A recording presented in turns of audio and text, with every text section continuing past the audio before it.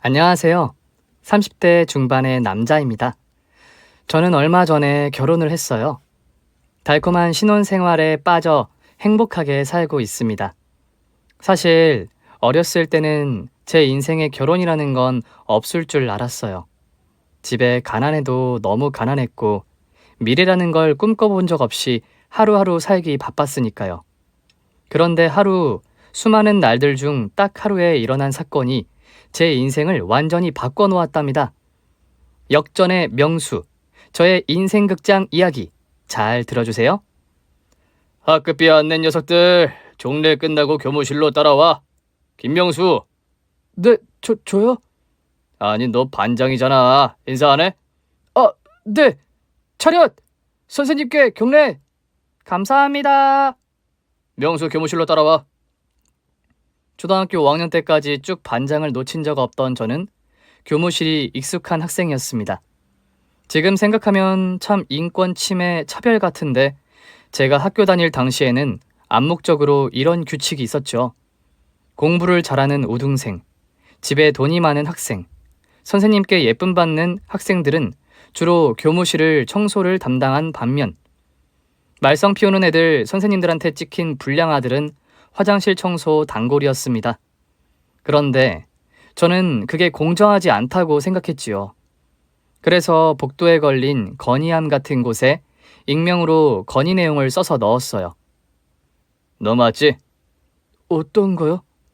청소를 공평하게 했으면 좋겠습니다. 당번을 짜서 교실과 교무실, 화장실 청소를 돌아가면서 해야 합니다. 말썽을 피운 학생에게 재벌로 벌 청소, 더러운 화장실 청소를 시키는 것은 학생 선도에 도움이 되지 않습니다. 이거 너잖아. 익명 건의함으로 알고 있었는데요. 내가 네 글씨를 모를 줄 알고? 또 여기서 이런 건의할 녀석이 너 말고 누가 있어? 이놈 자식, 네가 뭐가 불만이야? 어? 명수야, 너는 맨날 교무실 청소하잖아. 네가 언제 화장실 청소를 했다고? 변소 청소는 다 그럴만하니까 시키는 거고 할 만한 애들이니까 하는 거야. 그게 너랑 무슨 상관이라고? 안 그래? 네. 너 이제 내년이면 6학년이고 곧 중학생이야. 우리 지역 최고 명문 중학교 갈 거 아니야? 쓸데없는 일에 신경 쓰지 말고 공부나 열심히 해.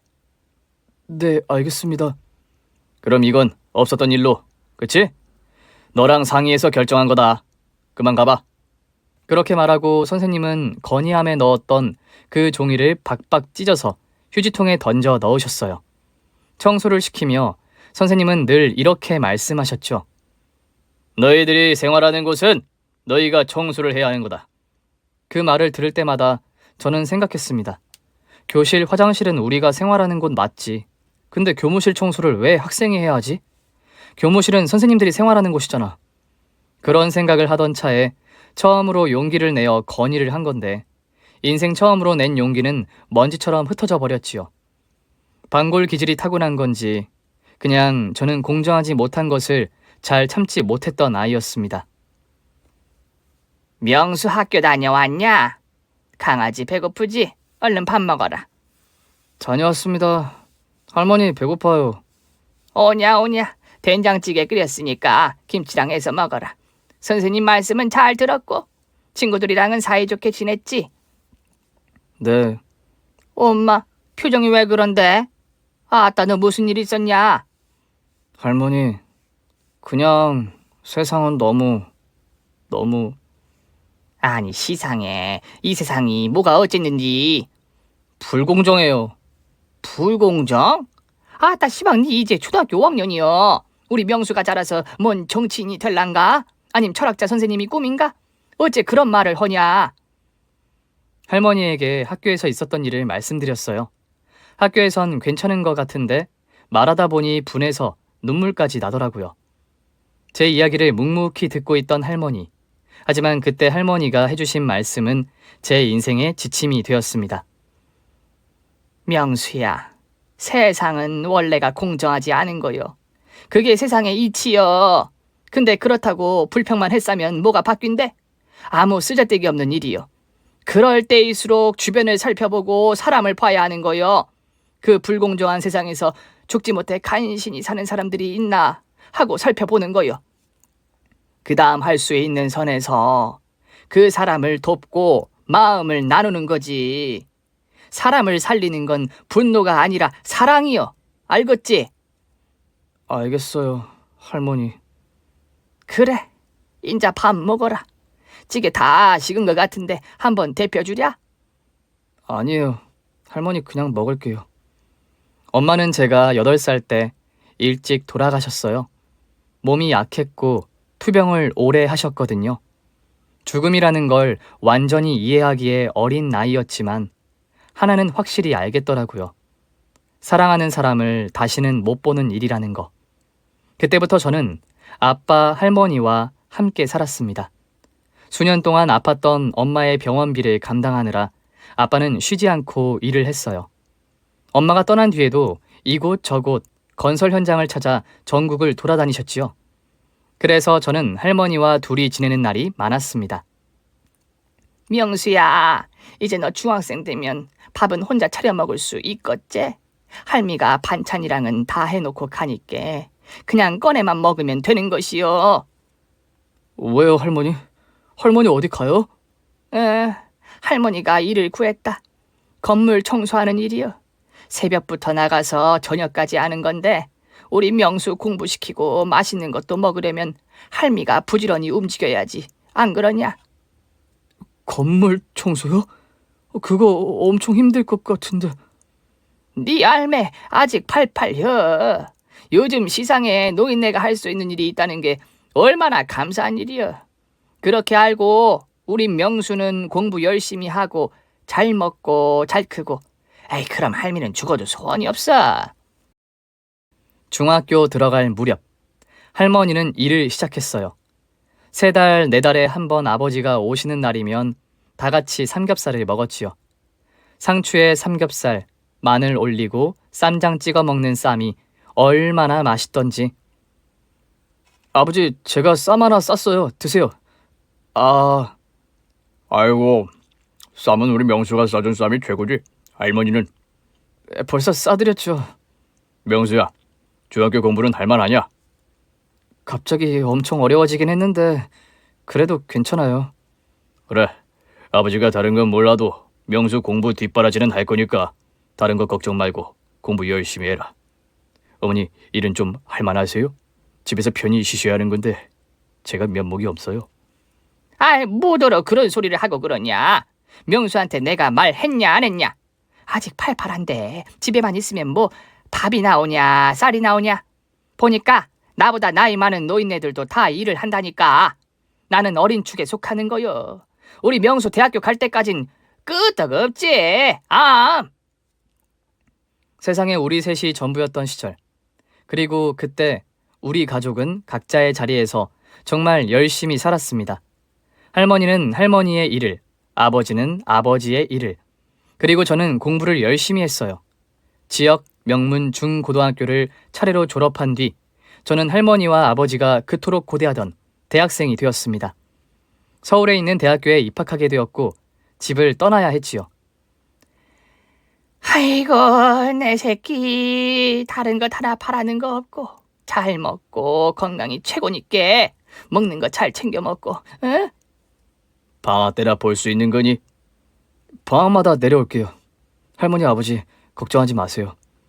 처음으로 집을 떠나 생활을 하게 되었어요. 서울에는 저처럼 지방에서 올라온 학생들도 많았고 높은 건물들이 즐비하고 자동차가 쉴 새 없이 다니는 복작복작한 곳. 처음엔 낯설었지만 곧 적응을 했습니다. 대학에 가서 공부를 열심히 하는 한편 과외를 시작해서 용돈도 벌 수 있었습니다. 방학이면 할머니가 계신 집으로 갔고 때에 맞춰 아버지도 오셨고요. 저까지 돈을 버니 딱 하나 달라진 게 있었어요. 어렸을 때 세 식구가 모이면 삼겹살을 먹곤 했는데 이제는 소고기를 먹는다는 거요. 우리 손자가 서울에 있는 대학교 다니고 또 학생들도 가르친다 하니 출세를 했다. 이렇게 소고기를 다 먹고 안 그냐, 애비야? 네, 어머니.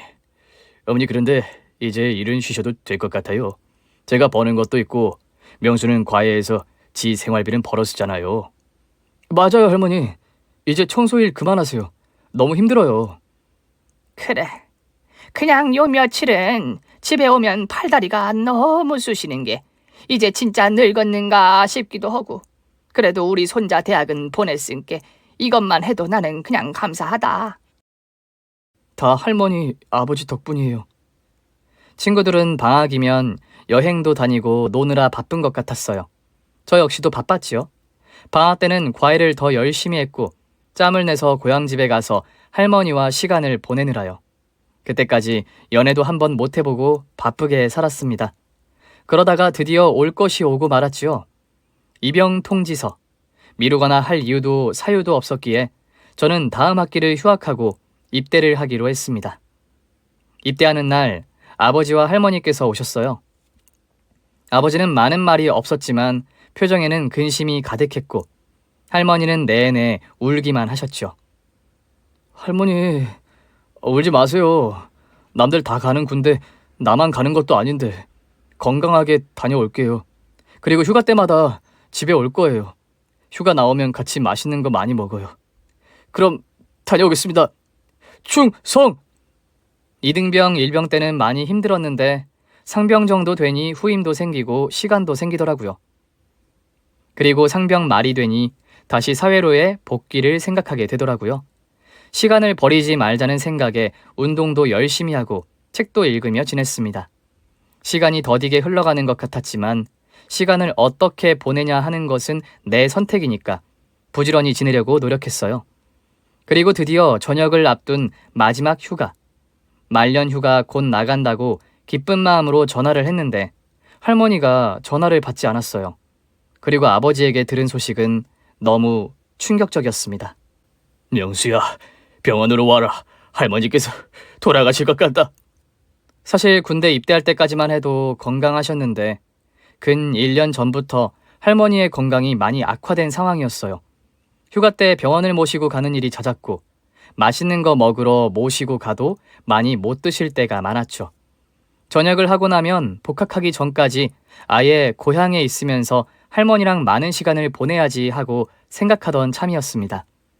쏟아지는 눈물을 간신히 참으며 말년 휴가를 나오자마자 병원으로 달려갔습니다. 명수야, 명수야, 우리 명수는 심성이 너무 곱고 바르게 컸는데 험한 세상 어찌 살아갈꼬. 명수야, 할미 말 명심해라. 그래도 사람을 살리는 건 사랑밖에 없다. 할머니! 할머니! 할머니는 그 말을 끝으로 눈을 감으셨어요. 가난하고 늘 빠듯한 삶이었지만 주변 사람들에 대한 관심과 사랑을 거두지 않고 나누며 사셨던 할머니. 어렸을 적 일찍 어머니를 잃었던 제게 할머니는 너무 큰 존재였습니다. 말년 휴가 기간, 장례식을 치렀어요. 영정사진 속 환히 웃고 계신 할머니를 보면 후회가 가득 밀려왔습니다. 맛있는 거 더 많이 먹고 좋은 곳 함께 다녔을 걸. 서울 가서 공부한다, 과외한다, 바쁘다고 방학 말고는 자주 찾아뵙지 못했던 것이 후회로 남았습니다. 8살 때부터 지금까지 그저 할머니의 모든 삶이 다 저를 위한 것이었거든요. 하나밖에 없는 손자 공부시킨다고 돌아가실 때까지 일을 놓지 못했던 할머니. 어머니, 고생만 하시다가 불효자인 아들을 용서하세요. 아버지에게도 남은 그 후회와 미련, 저 역시도 마찬가지였어요. 할머니를 보내드린 뒤 전역을 하게 되었습니다. 아버지는 여전히 전국을 떠돌며 일을 하셨고 저는 복학을 했어요. 시간이 지나 4학년이 되자 정말 이제 사회에 나가야 하는구나 하는 게 실감이 나더라고요. 4학년이 되자마자 졸업 준비와 동시에 취업 준비를 시작했어요. 스터디 같이 할래? 스터디? 취업 스터디야. 정보 교류도 하고 자기소개서 같은 것도 서로 봐주고 모의 면접도 하고 혼자 하는 거보단 낫지 않겠냐? 그런 모임이 있구나. 몇 명이나 되는데? 6명 정도만 하려고. 좋아. 너 방학 때면 고향 내려간다고 맨날 서울에 없었잖아. 졸업반인데 설마 내려가는 거 아니지? 이제 내려갈 일 없어. 왜? 그냥 네 말대로 졸업반인데 방학이 어디 있어. 취업 준비하기 바쁘지. 이제 고향에 더 기다리는 사람도 없고. 아, 그래? 무슨 사정인지 잘 모르겠지만 힘내라. 아, 치열한 20대요. 지금도 그렇지만 제가 20대일 때도 경쟁이 무척 치열했어요. 선배들 말을 들어보니 자기소개서 쓰고 지원서만 한 100곳 정도를 넣는다고 하더라고요. 그렇게 해도 서류 전형 합격하기가 힘들다고. 그냥 대학 이름만으로 서류 합격하는 건 다 옛날 말이라고 하더라고요. 학교 이름뿐 아니라 개인 스펙의 중요성이 강조되던 시절이었습니다. 와, 근데 솔직히 나는 이런 생각한다. 출발선이 다른 것 같지 않냐? 무슨 말이야? 다 같이 취업 준비를 하고 있어. 준비 땅 하면 결승선을 향해 달리는 거지. 그래, 누구는 빠르고 누구는 느려. 실력이 부족해서 결승선을 늦게 통과하는 건 납득이 되지. 인정할 건 인정해야 하잖아. 근데 명수야, 난 준비하면 할수록 출발선 자체가 다르다고 느껴. 사자 들어가는 사회 지도층 자녀들, 어렸을 때부터 이미 유학은 기본으로 깔고 가니 어학 능력 출중하지. 경력도 빼곡하지. 어학, 경력 그거에 뭐가 필요한 것 같아? 딱 두 가지야. 부모님 직업, 그리고 돈. 이 두 가지가 갖춰지면 출발선이 다른 거지. 한 50m 정도는 앞에서 출발해야 한다고 해야 하나? 그게 끝일까? 무슨 말이야? 출발만 그냥 앞에서 하는 것도 아닌 것 같아. 우린 맨발로 달린다면. 그렇지. 너도 그렇게 생각하는구나. 우리가 맨발의 청춘 열심히 찍을 때 출발 일찍 한 애들은 뛰지도 않아요. 그럴 필요가 없거든. 신발에 날개를 달아도 되고 아님 그냥 스포츠카 타고 달려도 돼. 어차피 결승선을 제일 먼저 통과하는 건 걔네들이지. 그래, 나도 알아. 근데 민철아, 뭐 이렇게 불평한다고 뭐가 달라져? 우린 더 열심히 해야지. 발바닥에 땀나도록 뛰고 이가 없으면 잇몸으로라도 버텨야지. 안 그래? 그래, 긍정의 아이콘. 명수야, 네가 그냥 스터디장 할래? 너만큼 성실한 녀석도 없다. 우리 명수, 역전의 명수가 되기를 이 영화가 응원한다. 파이팅! 일주일에 한 번 친구들과 취업 스터디 모임을 할 때 그때가 유일하게 사람 만나서 말을 했던 날이었던 것 같아요. 그 외에는 지독하고 고독하게 글자와의 씨름을 했습니다. 자기소개서를 쓰고 수없이 수정하고 또 쓰고 고쳐 쓰고 이력서를 작성하고 그런 나날들이었어요. 선배들이 지원서만 100곳 정도 넣는다고 들었는데 저는 사실 50여 곳에만 지원을 했습니다. 조금 자만했던 것 같기도 한데 붙어도 안 갈 회사는 그냥 넣지 말자 이런 생각이었던 것 같아요. 대기업 중심으로 지원서를 넣었습니다. 명수 정도면 그래도 서류는 다 되지 않았을까? 자기소개서 훌륭하더라 우리 명수. 네가 그냥 친구라 좋게 보는 거지. 박스다 박스. 태어난 척했지만 지원했던 회사들에서 1차 서류부터 탈락하다 보니 점점 초조해지더라고요. 스터디 모임 친구 녀석들이 서류 통과를 하고 면접을 본다는 이야기를 들으면서 점점 자신감도 떨어지고 있었어요. 그때 처음으로 만취할 때까지 술도 마시고 목표가 너무 높았던 건가 눈을 좀 낮춰야 하나 그런 생각이 들더라고요. 야, 너 아직도 자냐? 왜? 거기 오늘 1차 서류 전형 발표 날이잖아. 연락 안 왔어? 전날 잔뜩 취해 뻗었다가 친구의 전화에 눈을 떴습니다. 가고 싶었던 기업 중 한 곳이었는데 이미 서류 탈락을 많이 했던 터라 기대감도 안 들더라고요. 그래도 확인은 해야겠다 싶어 컴퓨터를 켜고 지원 번호를 입력했죠. 그런데 컴퓨터 화면에 뜬 문구에 진짜 숙취가 확 깨는 느낌이었어요. 김명수님은 1차 서류 전형에 합격했습니다. 2차 면접 및 적성 검사는 야, 민철아! 나 됐어! 진짜? 축하한다! 명수야, 너 될 줄 알았어! 대박! 면접 언제야? 일주일 뒤. 면접 준비 빡세게 해야겠네. 도움 필요하면 이야기해라. 같이 준비하던 친구 녀석에게 알린 뒤 조심스럽게 아버지에게 소식을 전했어요. 아버지는 당시에 지방에 계셨는데 면접일이 언제냐고 물으시더군요. 아버지가 주말에 올라갈게. 네? 주말에요? 면접 보러 가야 한다며. 면접 볼 때 입을 양복 하나는 있어야지. 네, 아버지. 면접 전 주말, 아버지는 지방에서 올라오셨고 저에게 백화점에 가자고 하시더군요. 아버지, 백화점은 너무 비싸요. 그냥 아울렛 이런 곳 가도 돼요. 두고두고 입을 건데 좋은 거 하나 사서 오래 입는 게 아끼는 거다. 그래도 너무 비싼데. 할머니께서 예전부터 모아두셨다. 너 나중에 취업할 때 양복 케이블하고 모아두신 돈이 있어. 아버지도 조금 보태고. 그날 처음 아버지와 함께 신촌의 백화점을 갔어요. 학교가 근처여서 백화점을 자주 보기는 했지만 뭘 사러 들어간 것은 처음이었죠. 남성복 코너로 가서 여러 옷을 입어보았습니다. 아버지께서 제 몸에 딱 맞는 단정하고 깔끔한 옷, 짙은 남색 양복과 와이셔츠, 넥타이까지 사주셨습니다. 아버지, 저 아직 넥타이 매는 법을 잘 몰라요.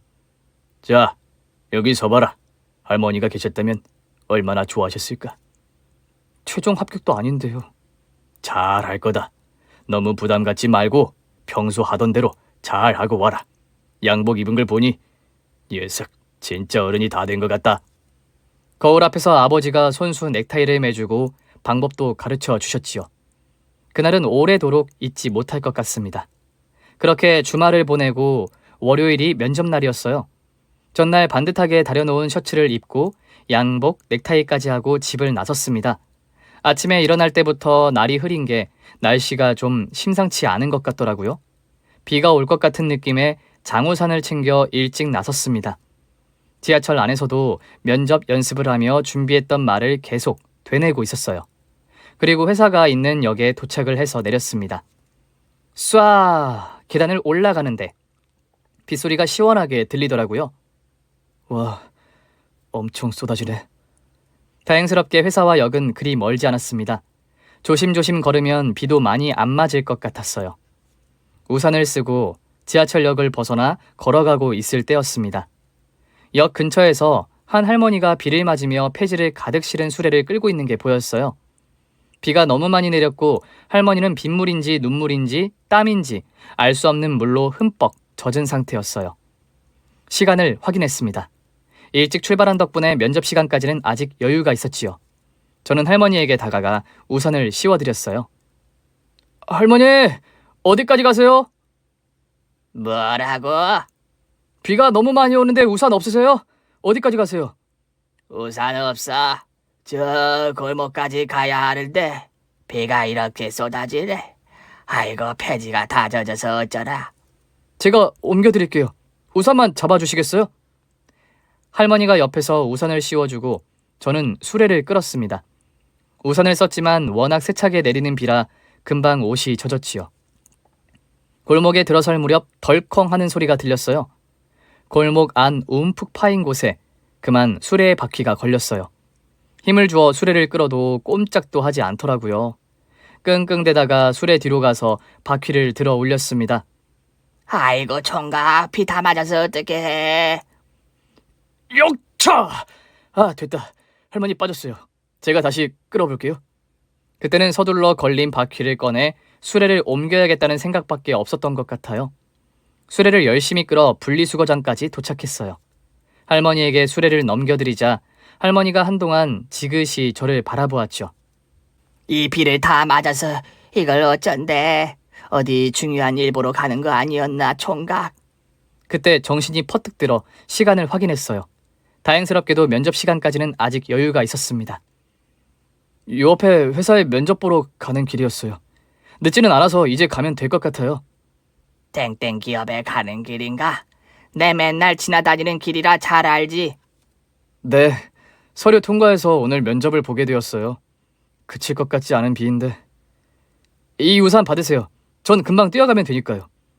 저렇게 쫄딱 젖어 어떡하나. 아이고 고맙네 총각. 도와줘서 고마워이. 안녕히 가세요. 저는 서둘러 골목을 빠져나와 회사 건물로 달려갔습니다. 면접장에는 늦지 않게 도착했지만 이미 머리부터 발끝까지 쫄딱 젖은 상태였죠. 두리번거리면서 화장실을 찾았습니다. 휴지로 얼굴과 머리를 대충 닦고 매무새를 다듬고 나왔어요. 아, 이 상태로 면접을 볼 수 있을까? 그 짧은 시간, 이 정도까지 젖을 줄은 몰랐거든요. 조금 걱정이 되었어요. 로비로 나와 안내 데스크로 갔습니다. 저 오늘 면접을 보러 왔는데 대기하는 곳이 어딘가요? 면접 보러 오셨다고요? 안내 담당 직원은 의구심 가득한 눈으로 저를 훑어보더군요. 그때였어요. 어디선가 무전기를 들고 있는 보안 요원들이 저에게 달려왔죠. 어떻게 오셨습니까? 아, 저 오늘 면접을 보러... 이쪽으로 오시죠. 보안 요원들에게 둘러싸여 저는 한 대기실로 가게 되었어요. 옷이 다 젖어 소파에는 앉을 수도 없겠더라고요. 면접 보러 오셨다고 하셨죠? 지원 번호가 어떻게 되시죠? 제가 확인해 보겠습니다. 잠시 여기서 대기해 주세요. 시간이 얼마나 흘렀을까? 저를 이곳으로 데려온 보안 요원이 다시 들어오더니 곤란한 표정을 지으며 말했습니다. 지원 번호 확인했습니다. 오늘 면접일이 맞더군요. 그런데 지금 지원자 상태로 면접을 보기는 힘들 것 같습니다. 비를 너무 많이 맞으셨네요. 물이 뚝뚝 떨어지는데 면접장에 다른 지원자들도 있고 피해가 될 것 같아서요. 저 물기를 닦긴 했는데 그래도 어려울까요?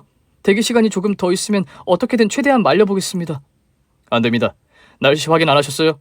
비가 이렇게 내리는데 우산 정도는 준비를 하셨어야죠. 안타깝지만 오늘 면접은 못 보게 되었습니다. 여기서 옷 조금 말리고 돌아가시죠. 보안 요원들이 문을 닫고 나가자 갑자기 다리에 힘이 다 풀려서 그대로 주저앉아 버렸습니다. 내가 무슨 일을 한 거지. 50곳 넘게 넣은 지원서, 처음으로 연락이 온 회사였는데 간신히 통과한 1차 서류 전형, 어떻게 얻은 면접 기회인데 허탈한 마음이 밀려왔어요. 대기실에는 아무도 없었고 그냥 그 자리를 나와야 했습니다. 회사 밖으로 나오자 비가 그쳤더라고요. 하늘을 보니 회색 먹구름이 이동하며 날씨가 개는 것이 보였습니다. 씁쓸하게 잠시 하늘을 보다가 지하철역으로 향했어요. 그런데 바로 지하철을 탈 수가 없겠더라고요. 주말에 올라온 아버지가 아직 지방에 안 내려가셨거든요. 자취방에서 저를 기다리고 있을 거였죠. 이렇게 쫄딱 젖은 채로 너무 일찍 집에 들어갈 수가 없었습니다. 역 주위를 방황하다가 저는 사우나로 향했습니다. 뜨끈한 탕에 몸을 푹 담그고 나니 노곤함이 몰려왔죠. 구운 달걀이랑 바나나 우유 하나요. 네, 여기 있습니다. 회사 점심시간에 들으셨나? 비를 많이 맞았나 보네. 아까 보니 양복이 그냥 쫄딱 젖었던데. 예. 어디 회사 다녀요? 땡땡기요? 아니요. 저렇게 젖은 걸 어떻게 입고 가나? 근처 세탁소라도 가보시던가. 네, 감사합니다. 사우나에서 달걀과 바나나 우유로 배를 채우고 시간을 때우다가 늦은 오후 집으로 향했습니다.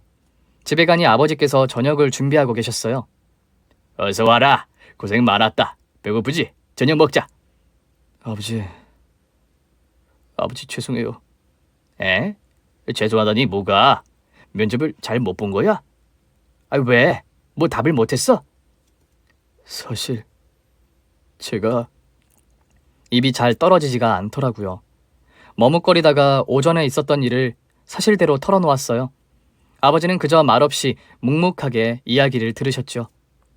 비가 너무 많이 내렸고 할머니께서 힘들게 수레를 끄시는데 아버지 그냥 생각할 것도 없이 몸이 먼저 움직였어요. 할머니가 생각났거든요. 우리 할머니요. 저렇게 연세가 많으신데 그 비 오는 날 몇 푼 벌겠다고 폐지 줍고 수레를 끄는 그 할머니를 그냥 지나칠 수가 없었어요. 그래. 마음은 괜찮냐? 속상하고 허탈해요. 그치만 후회는 없어요. 똑같은 상황으로 다시 돌아간다고 해도 똑같이 했을 것 같아요. 아마도요. 그럼 됐다. 후회가 없으면 된 거지. 서류 많이 넣었다며. 이제 한 군데인데 앞으로 다른 곳에 기회가 또 있겠지. 너무 속상해하지 말아라. 얼른 밥 먹자. 아버지가 사준 양복인데 완전 새 양복인데 비를 너무 맞아서 그게 너무 죄송해요. 됐다. 세탁소 가서 드라이 다시 맡기면 되지. 옷이 뭐 찢어지기라도 했니? 상하기라도 했니? 별일 아니다. 저녁을 먹은 뒤 저는 일찍 잠이 들었습니다. 아침에 눈을 뜨니 아버지께서는 이미 지방에 내려가신 뒤였어요. 쪽지 하나를 남겨두셨죠. 골목 우리 세탁소에 양복 맡겨뒀다. 3일 뒤에 찾으라고 하더라. 잘 챙겨 먹고 힘내라. 취업 스터디 친구들한테도 연락이 왔지만 뭐라고 답장을 해야 할지 모르겠더라고요. 야, 면접 후기 좀 나눠줘. 질문 뭐였어? 뭐라고 답했어? 그냥 뭐 평범했어. 장단점 소개해봐라. 우리 회사에 왜 지원했냐. 그런 거. 그냥 준비한 답변했고. 그래? 와, 너 여기 되면 좋겠다. 가고 싶은 곳이었잖아. 발표가 언제지? 왠지 느낌이 좋은데? 너 되면 취업 턱 쏘는 거 잊지 마라. 알겠어. 고생해라. 그렇게 첫 면접 기회를 날리고 근 3일 동안은 폐인처럼 지냈습니다. 그 3일이 왜 이렇게 길던지 뭘 더 할 생각이 안 들더라고요. 하지만 계속 이렇게 지낼 수는 없는 거였어요. 다시 다른 회사에 지원서를 넣고 또 이미 넣었던 곳 1차 합격 결과를 살펴보고 있을 때였죠. 그때 먼저 넣었던 회사 1차 합격했다는 연락을 받았습니다. 면접은 일주일 뒤. 친구들한테는 솔직히 말하지 못했지만 일주일 뒤 보게 될 면접이 첫 면접인 것이었습니다. 제일 가고 싶은 곳은 아니었지만 일단 면접을 잘 보는 게 중요하다고 생각했어요. 그때 모르는 번호로 전화가 오더라고요. 원래 모르는 번호는 잘 받지 않았지만 취업이 절실할 그 즈음엔 뭐라도 놓칠까 싶어 전화를 열심히 받았었죠. 여보세요? 김명수 씨. 네, 맞는데요. 누구시죠? 자네가 김복동 할머니에게 우산을 드린 친구인가? 네, 김복동 할머니요? 김복동 할머니가 누구신데요? 며칠 전 비 오는 날 땡땡 기업 앞에서 할머니에게 우산을 준 친구가 자네 맞나? 네, 맞습니다. 왜 그러시죠? 누구세요? 나는 땡땡 기업 회장일세. 네? 회장이라고요? 자네 집이 어딘가? 이력서에 적은 주소에 사는 건 맞나? 지금 그쪽으로 차를 보낼 테니 그 차 타고 회사로 오게나. 무슨 말씀이신지. 전 정말 누가 장난을 치거나 아니 무슨 사기를 당하는 줄 알았어요. 그런데 40분 뒤 정말 저희 집 앞에 검은색 승용차가 서 있는 거예요. 어안이 벙벙해서 창밖을 보고 있는데 검은 양복을 입은 사람이 내려 초인종을 누르며 저를 찾더라고요. 낡은 다세대 주택에 새들어 살고 있었는데 그 건물에 김명수는 저 하나였죠. 허겁지겁 대충 옷을 입고 나갔더니 운전기사분이 저에게 깍듯하게 인사를 하더군요. 회사로 가시죠. 회장님, 이사장님께서 기다리고 계십니다. 회장님, 이사장님이요? 순간 어디 납치라도 당하는 게 아닐까 생각이 들었지만 기사가 명함을 보여주고는 저를 안심시켰죠. 그렇게 회사에서 보낸 차를 타고 며칠 전 제가 면접을 못 보고 돌아왔던 그 회사에 도착했습니다. 주차장에 차를 세우고 나니 그날 저에게 그냥 돌아가라고 했던 그 보안 요원이 다가와서 말했어요. 저랑 함께 가시죠. 제가 안내하겠습니다. 엘리베이터 안에 깔린 카펫이며 어찌나 고급스러운지 그것도 일반 사원들이 타는 엘리베이터도 아닌 것 같았습니다. 한참을 올라간 저는 복도 끝에 있는 방에 들어갔습니다. 들어가서 소파 상석에 앉아있는 할머니, 책상에 있는 명패를 본 순간 저는 입이 쩍 벌어졌습니다. 김복동 이사장. 정말이구나. 얼어붙어 서 있는 저에게 회장님과 이사장님이 미소를 지으며 다가오더군요. 안게나. 많이 놀랐지요. 예, 이게 무슨 일인지. 제가 면접을 보던 날, 비가 세차게 쏟아지던 그날, 비를 쫄딱 맞으며 폐지를 줍던 할머니는 그 기업이 운영하는 재단 이사장으로 계신 분이었어요. 회장님의 어머니이자 노모이시기도 했죠. 놀라게 해서 미안하네. 커피, 차, 어떤 걸로 하겠나? 커피로 하겠습니다. 이비서, 여기 커피 한 잔 주게. 네, 회장님. 아주 고전적인 방법이지만 이번 신입사원 채용을 앞두고 고민을 많이 했네. 진짜 인재는 누구일까? 어떻게 하면 인재를 알아볼까? 인재가 갖춰야 할 자질 중 가장 중요한 게 뭘까? 그런 고민을 했지. 요즘 세상이 참 빠르게 변하지. 우리 때는 한 회사의 뼈를 묻는다는 말이 흔했고 실제로 입사를 하면 퇴사할 때까지 우직하게 자리를 지켰지.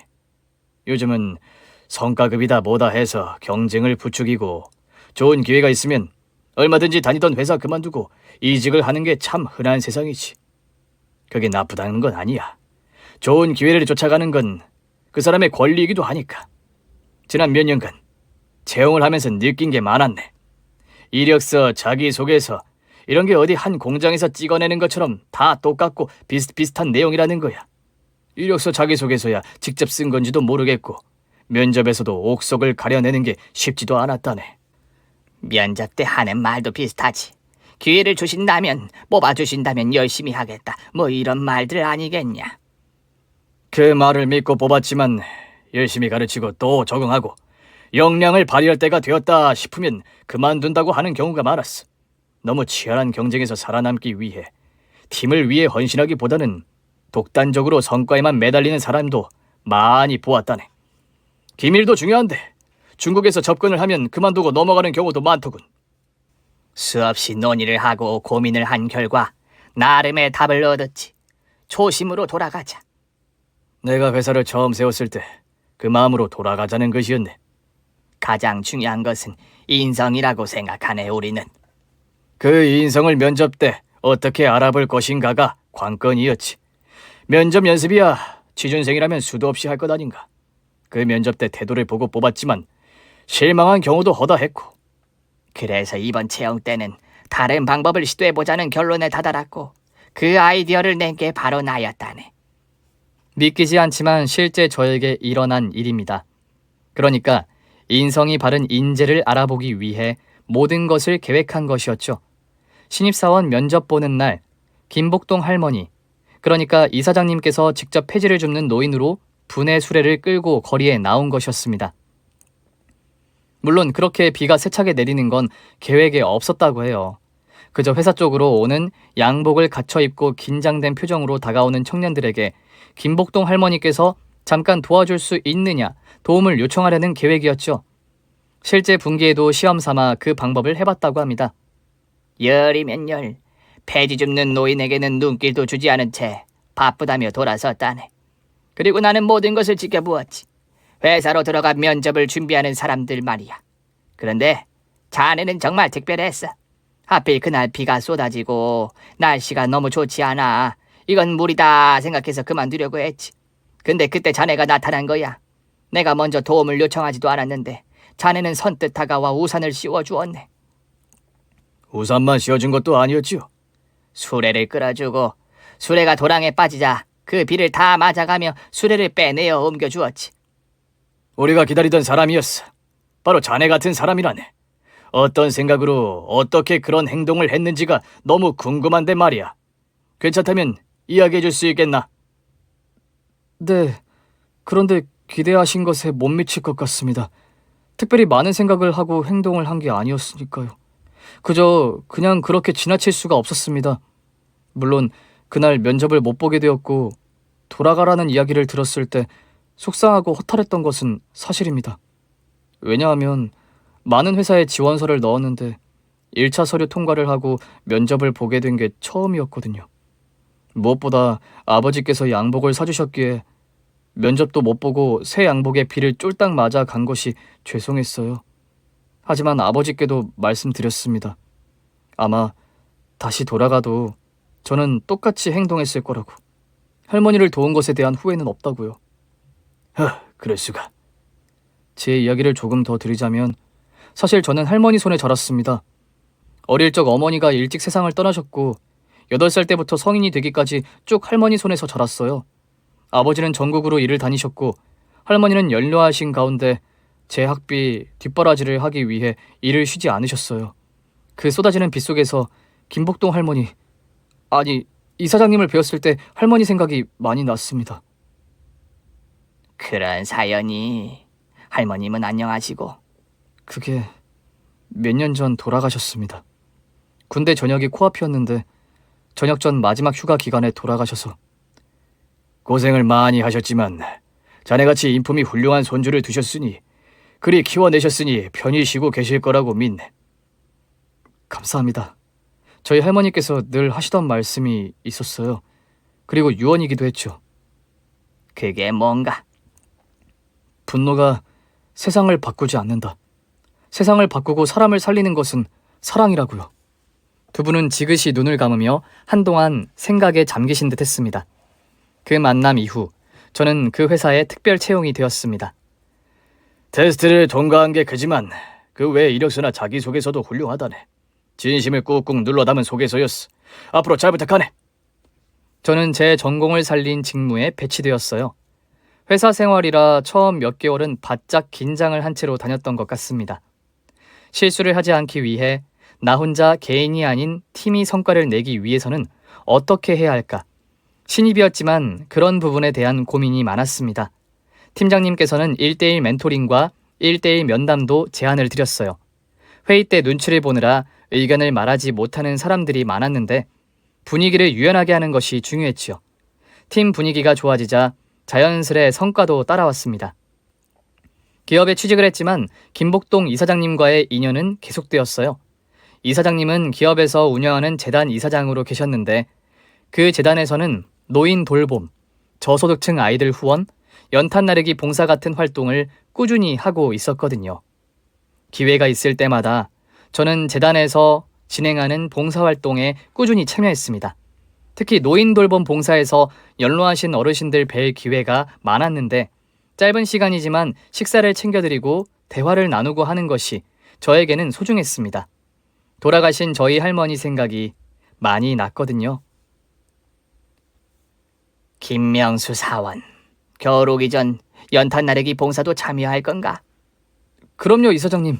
무거운 짐 나르기도 제 특기 중에 하나입니다. 지원자가 많이 없을까봐 걱정이네. 보람 있는 일이잖아요. 뜻이 있고 마음이 있는 사람들은 많이 참여할 겁니다. 그래, 그럼 수고하게.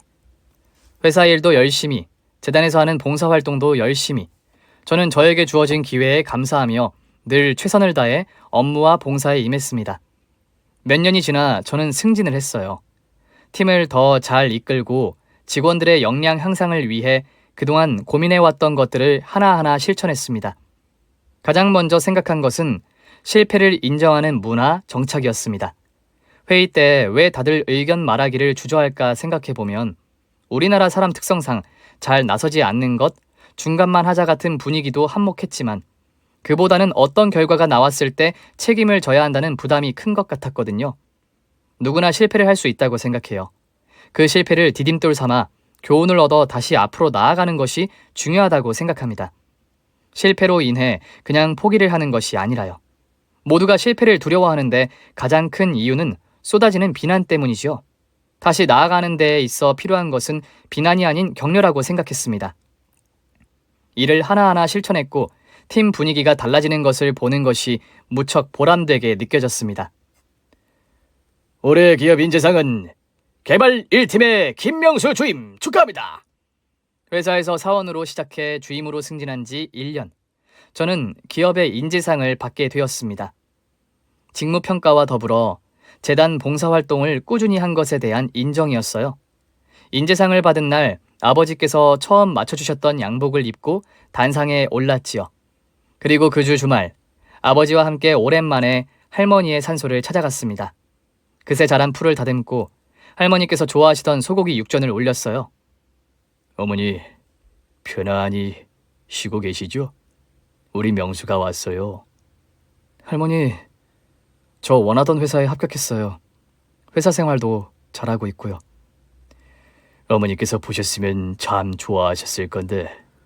명수야, 정말 자랑스럽다. 할머니께서도 그렇게 생각하실 거야. 다 할머니 아버지 덕분이에요. 할머니 보고 싶어요.